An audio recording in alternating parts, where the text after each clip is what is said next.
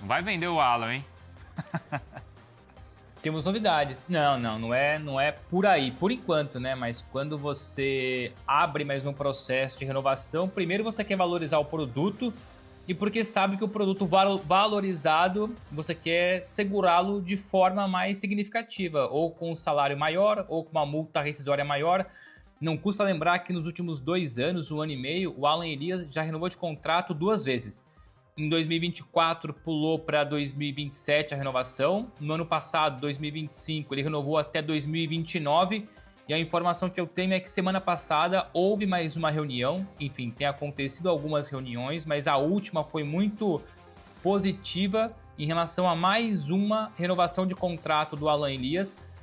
Partilhei isso com o Hernan e com o Felipe. A gente vai tentar descobrir ainda hoje, ou pelo menos nos próximos dias, se é uma extensão até 2030, o que eu acredito, e se envolve somente aumento salarial ou se há também um aumento na multa rescisória, até porque no começo da semana a gente voltou a falar de tubarões do futebol europeu, do futebol inglês, de olho no Alan Elias, mas que a Leila não quer vender ou não vai vender, informação inclusive do André Hernan. A renovação caminhou positivamente, mas evidentemente que falta aqui tentar alinhar mais detalhes para ter a noção exata de qual será o molde dessa nova renovação. Mas que o jogador está valorizado, não foi titular contra o Novo Horizontino no fim de semana, jogou o Arias, mas é um jogador muito importante para o Palmeiras. O Palmeiras quer valorizá-lo e tem valorizado, como eu disse, 2 renovações consecutivas ano atrás de ano. Então, ao que tudo indica, em 2026, ou seja, nos próximos dias, o Alan Elias passa a ter um novo contrato, com aumento, com mais tempo de contrato e muito provavelmente uma multa rescisória um pouco maior. Porque ele teve o aumento depois do jogo com a LDU, não teve? É, um aumento salarial, né? Valorização salarial, não a renovação de contrato. Entendi. E até vale lembrar, como o Hernan já trouxe de informação aqui, o Palmeiras chegou a recusar ofertas entre 30 e 35 milhões de euros. E quando o Palmeiras, se for pensar numa venda do Alan Elias, o que não passa pela cabeça da Leila e diretoria por agora, se fala de uma venda acima dos 40 milhões de euros. Mas é difícil nesse momento que o Palmeiras faça uma venda, porque não quer vender, é um jogador muito importante, mas seriam cifras ali acima dos 40 milhões de euros. Então, é um jogador muito valorizado que vai completar 22 anos esse ano, né? Então, já não é aquele jovem, aquela joia do futebol brasileiro que é muito jovem que sai daqui com 18 anos. Ele tem 22, né? Só um complemento. Eu não sei se o Hernan tem algo para poder incluir também sobre isso, o Felipe. O que eu ouvi de uma fonte que não tem nada a ver com o Alan Elias, tampouco com o Palmeiras, mas uma fonte de mercado que mexe muito com jogadores do perfil do Alan Elias. O que eles me explicaram, o que ele me explicou, essa fonte, até puxando por base o preço que o Felipe falou, 40 milhões de euros, que o perfil Alan Elias, muito bom jogador, mas para atingir 40 milhões de euros, que poderia ser um número espetacular ali na cabeça do Palmeiras, eu não tenho essa informação, mas o Felipe tem, eu vou me apegar a ela. 40 milhões de euros pelo Alan Elias somente numa negociação com fixos mais bônus. Essa minha fonte, que mexe muito no mercado europeu, acha muito pouco provável alguém entrar numa negociação com o Palmeiras disposto a pagar 40 fixos. Os 40 seriam mais atingíveis se fossem bônus mais fixos. Por exemplo, 30 mais 10, 20 mais 20, etc.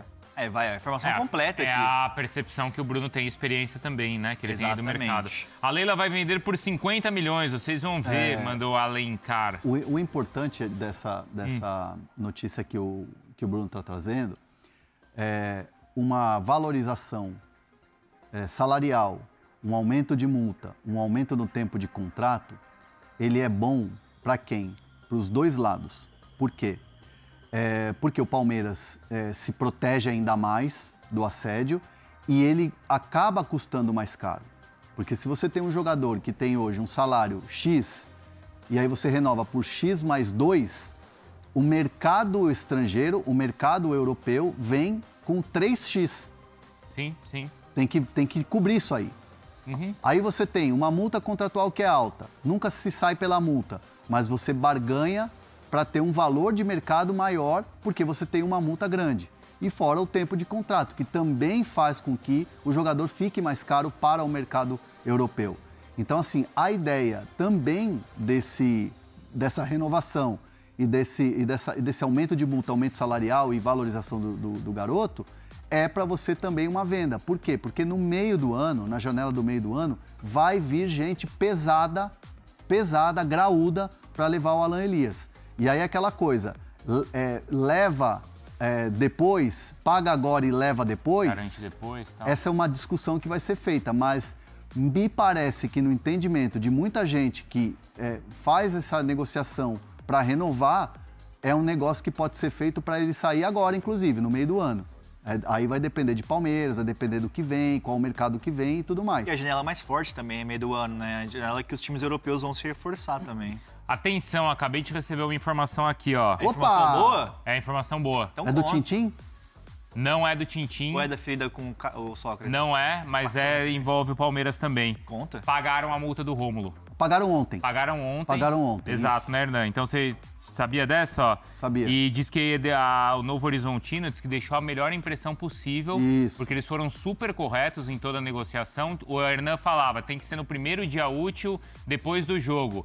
E o Novo Horizontino cumpriu exatamente como tá no contrato. E ontem, no final do dia, sem problema algum, foi lá e depositou a multa. O Novo Horizontino pagou às 4 da tarde. Opa, tem até horário?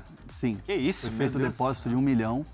O Palmeiras ficou muito satisfeito e depois os presidentes, né, a presidente Leila com o presidente do Novo Horizontino, conversaram ali e tal, e o Palmeiras deixou muito claro que foi uma atitude muito legal do Novo Horizontino, mesmo perdendo o jogo, já fazendo o depósito, fazendo valer o contrato. Isso. Então, assim, ficou uma impressão, como você disse, muito boa, uma impressão de clube organizado, de clube que respeita, e de um clube que tem tudo para estar figurando aí nos próximos anos na Série A. E legal a gente falar e valorizar, porque é isso, né? Um clube que é da Série B do Campeonato Brasileiro, que é do interior, mas é isso, não fez mais que a obrigação, que é cumprir um compromisso que está acordado e está no contrato. Exato. Mas a gente tem visto tantos problemas envolvendo equipes de diversos tamanhos aqui no futebol brasileiro. E até uma expressão maior ainda, Isso, né? não deveria ser uma virtude, mas então acho que é legal a gente valorizar aí o Novo Horizontino, que fez o pagamento aí de maneira correta, cumpriu com o que estava combinado. E aí, até complementando mais informações aqui sobre o Novo Horizontino, a informação que eu tenho com o Bruno Andrade aqui,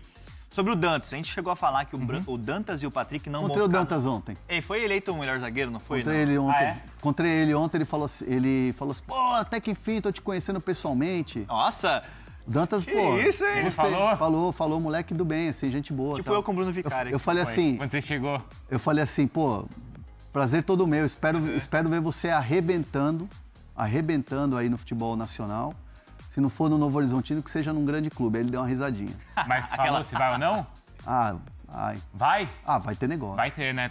Quem que vocês falaram? Dantas que e era o Botafogo? os dois zagueiros, Dantas e o menino lá, como é que é o outro? Patrick. Patrick. Quero falar agora sobre o Palmeiras, informação exclusiva.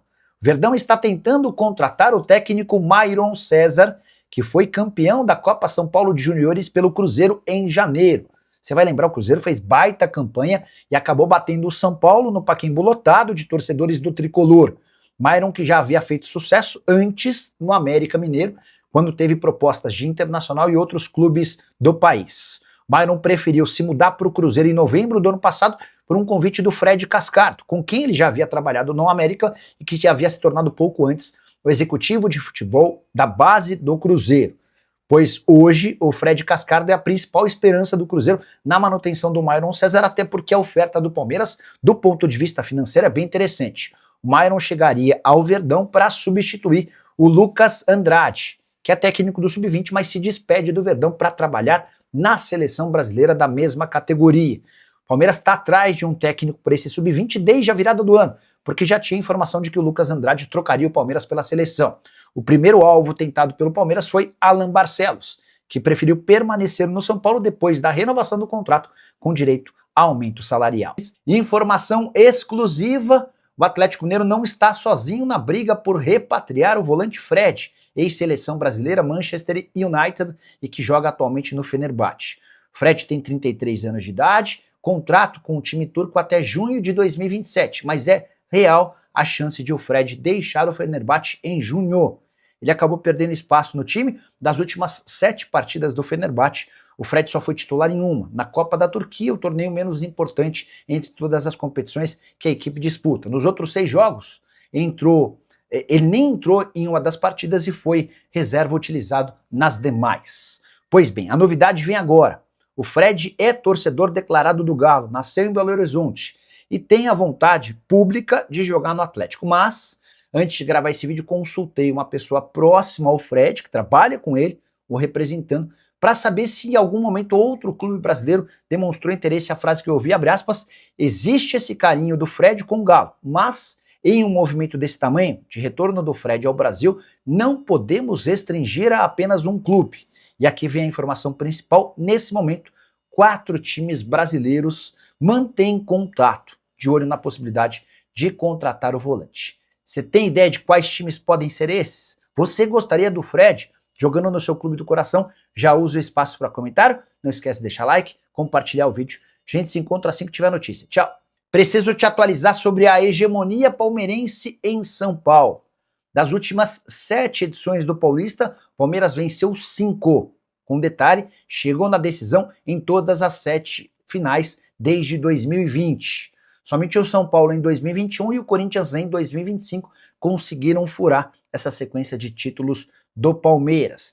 Verdão que embolsa 5 milhões de reais de prêmio da Federação Paulista, que se soma aos outros 35 milhões de reais da cota de participação no torneio. Mas o mais importante para o torcedor alviverde foi colocar fim a um jejum de 1 ano e 11 meses sem título, bastante tempo para um clube que investe pesado e que tem a segunda melhor economia entre times de futebol da América do Sul. A última taça havia sido do Campeonato Paulista de 2024, no mês de abril. Restante da temporada de 24 sem taças, em 2025 uma série de vice-campeonatos e nenhum título. Chega 2026 e esse título, que não serve para matar a fome do torcedor palmeirense, mas pelo menos para acalmar os ânimos e dar um pouco de tranquilidade a Abel Ferreira e companhia, não tivesse vencido a taça, especialmente porque a decisão era contra o Novo Horizontino e a pressão em cima de Leila Pereira, Anderson Barros e Abel Ferreira seria enorme. Para completar sobre o Palmeiras, registrar que Gustavo Gomes chegou a 13 títulos, tornando-se o maior vencedor da história do Verdão. Zagueiro e capitão paraguaio superou Everton, Marcos Rocha, Mike, Dudu, Ademir da Guia e Junqueira, que tinham, ou melhor, eles continuam com 12 taças cada um. Preciso te atualizar sobre os campeões estaduais nesse domingo, com curiosidades sobre cada uma dessas taças. O Flamengo, por exemplo, venceu o Fluminense nos pênaltis, 14º título do Flamengo nesse século. Rubro-negro nadando de braçada em relação à concorrência no Rio de Janeiro. Já o Palmeiras ganhou o Paulistão e viu Abel Ferreira se tornar o técnico mais vencedor da história do clube. São 11 títulos, deixando Oswaldo Brandão em segundo com 10. O Grêmio ganhou seu 8º título nos últimos 10 anos no Campeonato Gaúcho. Empate em 1-1 no Beira-Rio, placar agregado de 4-1 contra o Colorado. Foi só a 3ª vez que o Grêmio se tornou campeão gaúcho no estádio do Internacional. Dessas 3, 2 vezes tiveram Paulo Pelaipe como diretor. Já o Fortaleza foi campeão nos pênaltis contra o Ceará, título invicto do Lion, que assegurou 47 taças do Campeonato Cearense, se igualando justamente ao Ceará. O vovô tentava o tricampeonato, o que não aconteceu. O Cruzeiro se sagrou campeão mineiro depois de 7 anos. A última conquista da Raposa havia sido em 2019. Esse título ainda impediu o hepta do Galo. Caio Jorge fez o único gol da vitória. Daqui a pouco eu falo mais sobre o KJ. Já o Barra foi o campeão em Santa Catarina, título inédito no estado de Santa Catarina. O clube já havia vencido a Série D do Brasileiro do ano passado. O título foi conquistado em cima da Chapecoense. Quero registrar que o Sport do técnico Roger Silva fez 3-0 no Náutico nos aflitos, depois de empate em 3-3 na Ilha do Retiro. O Sport chega a 46 taças, é o maior campeão do estado do Pernambuco. Já o Paysandu segurou 0-0 depois de vencer a partida de ida contra o Remo por 2-1. O Papão se sagra campeão mais uma vez, 51 troféus, o maior campeão do seu estado.